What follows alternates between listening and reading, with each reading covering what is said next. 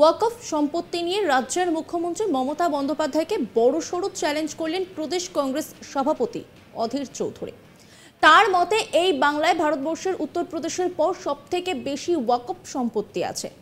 সেই ওয়াকফ সম্পত্তি কি করে বেহাত হয়েছে, সেই ওয়াকফ সম্পত্তি কোথায় কোথায় লুট হয়েছে, সেই ওয়াকফ সম্পত্তির আজকের দিনের মালিক কারা হয়েছে, তার একটা সার্ভে হোক, তার একটা তদন্ত হোক। বাংলার মুখ্যমন্ত্রী চ্যালেঞ্জ করছে আপনাকে।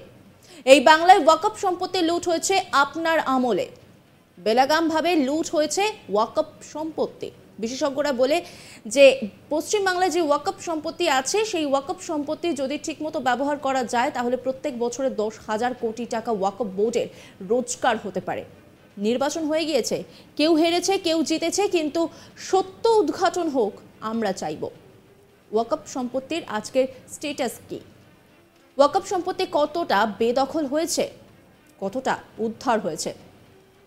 আপনার কি ইচ্ছা আছে এই প্রসঙ্গেও আলোচনা হওয়া জরুরি বলে আমরা মনে করি? অধীর চৌধুরী তিনি কি বলছেন শোনাব আপনাদের। ভারতবর্ষের উত্তরপ্রদেশের পর সব থেকে বেশি ওয়াকফ সম্পত্তি আছে এই বাংলায়। ভারতবর্ষে উত্তরপ্রদেশের পর সব থেকে বেশি ওয়াকফ সম্পত্তি আছে এই বাংলায়।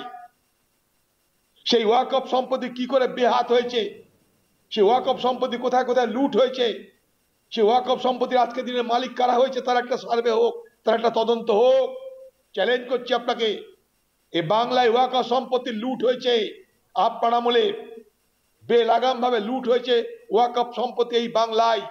আবার বলে রাখি, সারা ভারতবর্ষে সব থেকে বেশি ওয়াকফ সম্পত্তি উত্তরপ্রদেশে, তারপর দ্বিতীয় সব থেকে বেশি সংখ্যার ওয়াকফ সম্পত্তি পশ্চিমবঙ্গে।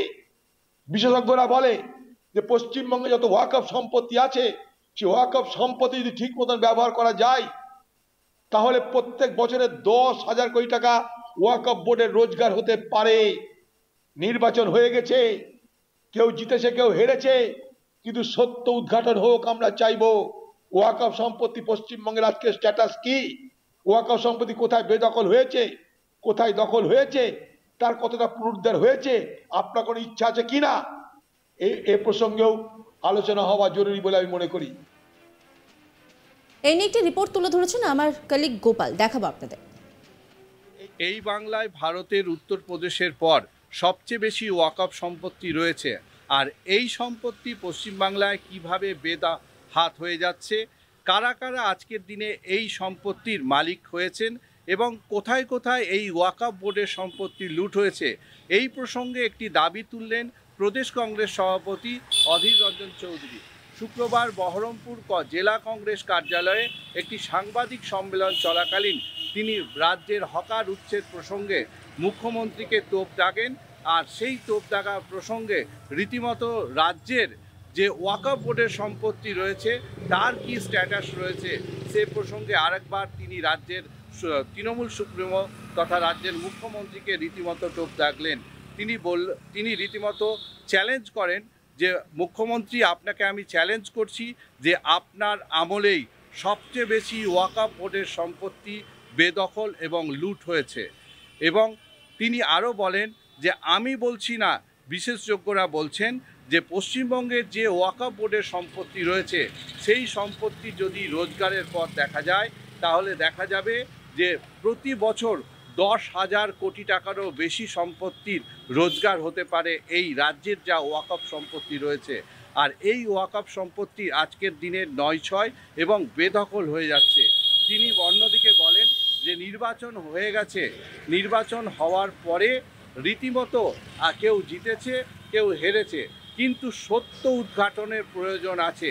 আজকের দিনে দাঁড়িয়ে তার একটা স্ট্যাটাস দিতে হবে যে রাজ্যের কত শতাংশ যে ওয়াকফ বোর্ডের সম্পত্তি রয়েছে তা বেদখল হয়েছে এবং কত শতাংশ জমি তিনি উদ্ধার করেছেন এবং বর্তমানে তার কি স্ট্যাটাস রয়েছে।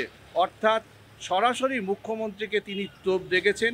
তিনি বলেছেন যে রাজ্যের মুখ্যমন্ত্রী সবসময় মুসলিম দরদি একজন নেত্রী হিসেবে নিজেকে প্রমাণ করেন এবং নেতৃত্ব তিনি বোঝান।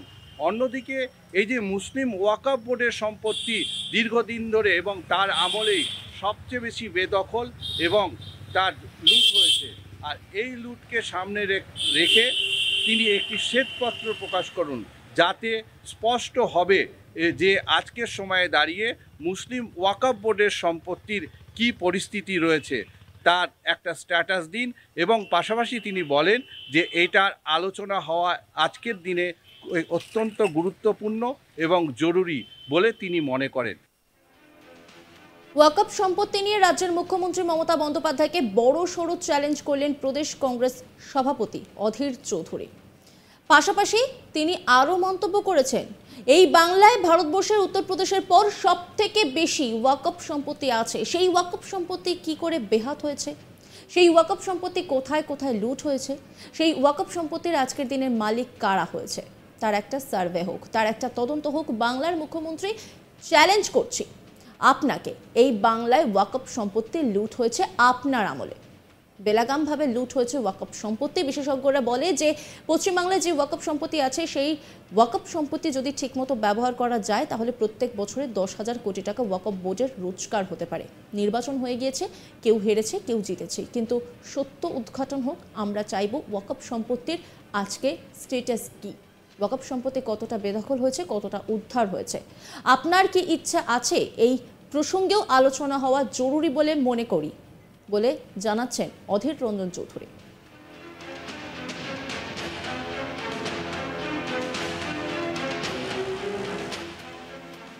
কি বলছেন অধীর রঞ্জন চৌধুরী, শোনাব আপনাদের।